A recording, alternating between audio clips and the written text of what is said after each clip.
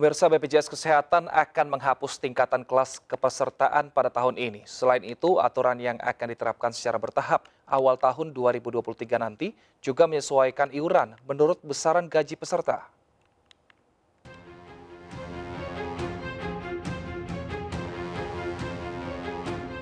Badan Penyelenggara Jaminan Sosial atau BPJS Kesehatan berencana akan mengubah kelas kepesertaan secara bertahap mulai Juli mendatang. Adapun kelas kepesertaan yang tadinya terdiri dari kelas 1, 2, dan 3 akan dilebur menjadi kelas rawat inap standar.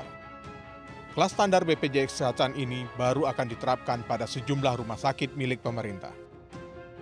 Peleburan kelas layanan ini tentu saja berdampak pada perhitungan iuran peserta BPJS Kesehatan. Beralasan semangat gotong royong dan prinsip keadilan, besaran iuran akan disesuaikan dengan besaran gaji peserta. Nilainya sebesar 5% dari upah yang diterima, dengan batas bawah mengacu pada upah minimum kabupaten kota dan batas atas sebesar 12 juta rupiah. Aturan BPJS Kesehatan yang akan diuji cobakan pada awal Juli nanti menuai ragam tanggapan.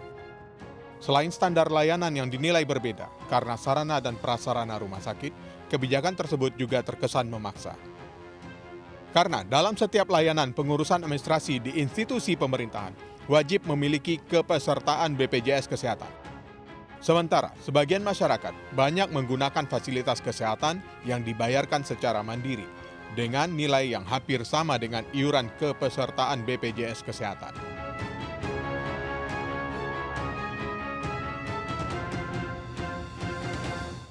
Aturan BPJS Kesehatan kelas standar sebagai pengganti kelas 1, 2, dan 3 mulai diterapkan pada Juli 2022. Sebelumnya, anggota Dewan Jaminan Sosial Nasional atau DJSN, Asih Eka Putri mengatakan akan ada penghapusan tingkatan kelas yang awalnya layanan terbagi menjadi 3 kelas diganti menjadi aturan baru kelas rawat inap standar. Aturan ini pun direncanakan berlaku per Juli 2022. Tak hanya itu, hal ini juga berpengaruh pada besaran iuran BPJS Kesehatan sesuai gaji para peserta. Apa pertimbangan di baliknya dan bagaimana mekanisme ini akan diterapkan? Kita bahas lebih dalam bersama para narasumber kami sore ini. Ada Kepala Humas BPJS Kesehatan Arief Budiman. Selamat sore Pak Arief. Baik, bergabung juga bersama kita ada mantan DJSN periode 2011-2005, Pak Cazali Situmorang. Selamat sore Pak Cazali. Selamat sore, Pak Mas Wilson ya? Betul sekali. Dan bergabung juga bersama kita anggota Komisi 9 DPR RI, Bapak Rahmat Handoyo. Selamat sore Pak Rahmat. Selamat sore, salam sehat. Assalamualaikum Mas Wilson. Waalaikumsalam. Saya ke Pak Arief terlebih dahulu. Pak Arief, apa sebenarnya pertimbangan pemerintah ini menerapkan aturan baru iuran BPJS yang akan diuji coba nanti Juli 2022? Iya, baik. Terima kasih Mas Wilson, Pak Rahmat, dan Pak Kasali. Yang perlu diluruskan kembali ya bahwa sebetulnya penerapan kelas standar ini masih disiapkan oleh Dewan Jaminan Sosial Nasional atau DJSN sebagai pihak yang diberi tugas untuk menjalankan penerapan kelas standar ini. Termasuk juga penerapan atau implementasi dari perhitungan tarif pun dan iuran yang nanti akan dibayar oleh peserta itu pun masih di dalam pertimbangan gitu. Yang jelas berdasarkan Undang-Undang Nomor 40 Tahun 2004 memang tentang Sistem Jaminan Sosial Nasional dalam Pasal 23 Ayat 4 tentang rawat inap terhadap peserta JKN. Dalam hal peserta membutuhkan rawat inap di rumah sakit, maka kelas perawatan di rumah sakit diberikan berdasarkan kelas standar. Ini yang menjadi dasar DJSN dan stakeholder JKN lain, termasuk Kemenkes dan BPJS, secara bertahap akan melakukan uji coba penerapan kelas standar ini. Namun yang perlu digarisbawahi adalah kabar yang beredar bahwa Juli itu yang akan dimulai itu hanyalah sebagai uji coba terlebih dahulu. Jadi masih dalam tahap uji coba, menilai bagaimana kesiapan rumah sakit dan kesiapan juga dari tim di rumah sakit dan semua stakeholder yang terkait terhadap penerapan uji coba kelas standar ini. Baik, untuk uji coba nanti apa yang paling diperhatikan oleh pihak pemerintah? Apakah memang sistemnya dan juga mekanismenya dan juga bagaimana nanti jika ternyata banyak warga yang protes, apakah nanti bisa akan dihentikan atau tetap dilanjutkan, Pak Arief? Ya, uji coba yang dilakukan berdasarkan informasi dari DJSN bahwa penerapan ada 9 dan sampai 12 kriteria yang terkait dengan infrastruktur dan fasilitas teknis di rumah sakit, seperti misalkan bahan bangunan di ruangan itu tidak memiliki porositas yang tinggi, kemudian memperhatikan ventilasi udaranya, pencahayaan ruangan, kelengkapan tempat tidur, kemudian jumlah tempat tidur. Sebetulnya ini menjadikan standar yang baik untuk standarisasi di setiap ruangan bagi peserta JKN. Seperti itu yang nantinya akan dicobakan di kurang lebih di 14 rumah sakit yang tersebar di seluruh Indonesia, rumah sakit pemerintah begitu. Baik, saya ke Pak Ghazali. Pak Ghazali, bagaimana Anda melihat hal ini? Apakah memang pada saat pemerintah waktu Anda menjabat seperti itu, apakah memang ini juga dibahas dan waktu itu seperti apa dinamismenya di dalam jabatan Anda? Itu kelas standar itu dalam konteks rawat inap. Jadi di dalam undang-undang itu dalam konteks rawat inap. Jadi titik beratnya kepada akomodasi. Prinsip DJSN itu harus non-diskriminatif, itu jelas. Jadi kalau yang sifatnya pelayanan medis, apakah itu kelas 1, kelas 2, kelas 3, itu tidak ada masalah, harus sama. Jadi tarif dokternya dengan paket inasi bigis itu sudah harus sama. Nah, rawat inap kelas standar itu memang diperintahkan oleh undang-undang. Tetapi pada awal-awal diluncurkannya 1 Januari 2014, memang teman-teman di Kementerian Kesehatan belum siap untuk menyiapkan kelas standar yang diperintahkan oleh undang-undang. Oleh karena itu, untuk mengakomodir kebutuhan JKN ini, maka kelas yang existing yang ada itu digunakanlah. Maka di rumah sakit itu ada kelas 1, kelas 2, kelas 3. Dan untuk PBI, orang miskin dan tidak mampu, yang waktu itu jumlahnya belum 96, baru 84 juta sekian itu digunakan dan mendapat PBI dengan menggunakan apa yang disebut dengan kelas standar tadi. Kelas 3 bukan, untuk saya kelas 3 yang itu PBI, dan kemudian kelas 3, kelas 2, kelas 1 juga diberikan kepada masyarakat yang mandiri, yang tidak mampu. Pengertian dia mampu tetapi kemampuannya terbatas, dia bisa ambil kelas 3. Kalau kemampuannya lebih, kelas 2. Kalau lebih lagi bisa kelas 1. Tapi itu dalam konsep dan itu dalam konteks akomodasi. Tapi pelayanan medisnya tetap sama.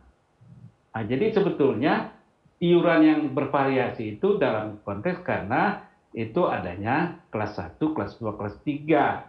Karena akomodasi itu kan juga memerlukan biaya makannya, biaya pemeliharaan tempat dan sebagainya. Perintah undang-undang adalah single class, itu jelas, itu nggak ada tafsir yang lain. Kalau kita baca di penjelasan cukup jelas bunyinya. Jadi itu nggak mungkin ada multi tafsir. Yang dikatakan kelas standar itu adalah single class, yaitu kelas standar. Nah, kelas standar itu bagaimana rumusannya? Itu di undang memang tidak diatur. Kenapa? Karena undang-undang JSN itu tidak undang-undang yang mengatur secara keseluruhan tentang kesehatan. Baik. Dia lex spesialis tentang social security. Sehingga yang berkaitan dengan kelas standar itu menjadi domain Kementerian Kesehatan sesuai dengan Undang-Undang Kesehatan. Nah, sampai sekarang Perpres yang muncul mulai dari awal sampai sekarang, Perpres 64 itu belum mendefinisikan apa itu kelas standar. Barulah tahun ini itu ditegaskan dalam Perpres 64, tolong dirumuskan apa yang dimaksudkan dengan kelas standar. Inilah yang formula ini yang sekarang sedang diuji cobakan. Itu yang saya lihat. Baik, saya ke Pak Rahmat. Pak Rahmat, bagaimana tanggapan Anda terkait dengan hal ini dan juga bagaimana tanggapan di teman-teman Komisi 9 dan seperti apa nantinya akan pembahasan mengenai kelas standar yang tercantum di undang-undang ini, Pak? Ya, saya kira seperti yang disampaikan Pak Ghazali betul ya, bahwa kelas standar itu kan amanah rakyat, amanah negara, nggak perlu didiskusikan lagi, tinggal bagaimana mengejawantahkan dan masyarakat. Nah, yang menjadi pertanyaan kan di isu kekinian kan banyak di media sosial ya, karena tidak akan ada perubahan yang sangat signifikan. Itu yang harus kita luruskan. Perlu saya sampaikan bahwa saat ini Komisi 9 tentu yang berkomentar dalam hal fungsi pengawasan, kontrol, dan bekerjasama dengan pemerintah sedang menggodok, gitu. Diajak diskusi. Ini baru kita menunggu dengan pemerintah untuk menunggu undangan FGD khusus anggaran kaitannya dengan iuran. Kalau FGD pertama kemarin kita soal KDK, kemudian yang kedua kemarin bagaimana kesiapan infrastruktur rumah sakit. Nah, yang menjadi isu kekinian adalah bagaimana nanti iuran. Itu yang ditunggu-tunggu masyarakat. Sebenarnya isu yang paling sensitif itu kan adalah iuran. Memang kita sadari bahwa untuk penentuan iuran itu saya kira tidak semudah yang kita bayangkan ya. Yang penting kita bagaimana agar ketika nanti disampaikan oleh pemerintah semua bisa menerima, kemudian juga diterima oleh masyarakat yang tidak mampu. Nah, saat ini memang yang menjadi isu krusial adalah iuran. Iurannya seperti apa? Barusan kita koordinasi dengan Kementerian Kesehatan melalui Pak Sekjen ya bahwa mendapatkan komitmen untuk 2023 tidak ada kenaikan. Itu yang paling penting, entah itu nanti akan dilebur menjadi kelas standar maupun masih tetap seperti ini, karena ini masih exercise ya, masih ada uji coba ya. Jadi perlu luruskan bahwa ide bahwa nanti adalah iuran akan didasarkan sebatas dari pekerja, iuran pekerja masih usulan kan, nanti akan digodok kembali.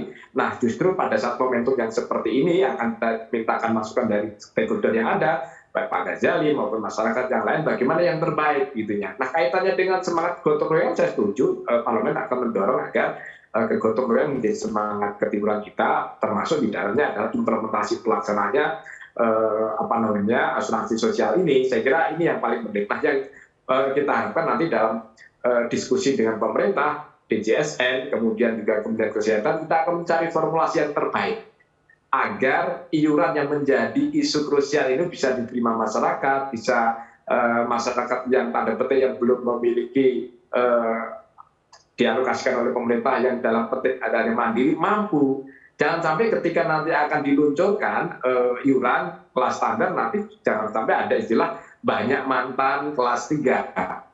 Kelas 3 saja tidak mampu, apalagi kelas standar. Tapi kami berterima kasih kepada pemerintah, ada komitmen dari pemerintah bahwa ke depan sampai tahun 2023, karena penganggarannya didiskusikan mulai saat ini, ada komitmen dari pemerintah untuk tidak naik. Itu dulu. Kalau masalah iuran, kalau masalah yang lain, iuran masih dalam taraf diskusi, masih dalam usulan. Nanti mohon sabar masyarakat untuk bisa menunggu dengan sabar begitu, Mas Wildan. Baik, tapi memang iuran ini yang paling ditunggu-tunggu karena mekanismenya kita juga masih bingung. Namun dialog kita, diskusi kita akan kita lanjutkan usai jeda.